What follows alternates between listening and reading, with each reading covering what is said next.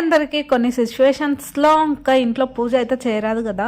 గ్యాలరీలో స్పేస్ అంతా ఫుల్ఫిల్ అయిపోయింది, అందుకని వీడియోస్ డిలీట్ చేద్దామని చూస్తుంటే ఈ వీడియో కనిపించింది. అబ్బా వీడియో అప్లోడ్ చేయలేదని ఇప్పుడైతే అప్లోడ్ చేస్తున్నా. వీడియో అయితే సంక్రాంతి మార్నింగ్ అయితే తీసాను అనమాట. ఆఫ్టర్నూన్ నుంచి అమ్మ వాళ్ళ ఇంటికి వెళ్ళి మళ్ళీ మరుసటి రోజు కనుమ రోజు ఇక్కడికైతే వచ్చేసాం. ముగ్గులు వేసేసాను ఆల్రెడీ, గొబ్బెమ్మలు వేసి అందులో నవధాన్యాలు నింపేసి ఇంకా అరికాయ పూలు అవన్నీ పెట్టేసి ఇంకా గడపల దగ్గర గుమ్మల దగ్గర కూడా పెట్టేసుకుంటున్నాను. వాళ్ళ ఇంటికి వెళ్తున్నాననే ఎక్కువైతే వర్క్స్ పెట్టుకోలేదన్నమాట. సింపుల్ గా అయిపోయేటట్టు బెల్లం అన్నము కొంచెం పులిహోర అయితే చేశాను దేవుని కోసం. ఇంకా నాకు ఎందుకో బెల్లం అన్నంలో డ్రై ఫ్రూట్స్ అన్ని వేయాలని డ్రై ఫ్రూట్స్ కూడా వేసాను. ఇంకా ఒకేసారి అన్ని సిద్ధం చేసేసుకుని ఒకేసారి ఇంకా పూజ రూమ్ లో పెట్టేసుకున్నాను అనుకోండి, చీటికి మాటికి లేచే అవసరం ఉండదు. పూజ ఎందుకో గానీ నాకైతే చాలా ప్రశాంతంగా పీస్ ఆఫ్ మైండ్ తోనే అనిపించింది అనమాట. ఇంకా పూజ మొత్తం కంప్లీట్ చేసేసుకున్నాక ఏమన్నా కూడా పెట్టేసి ఇంకా నేను కూడా తిన్నా.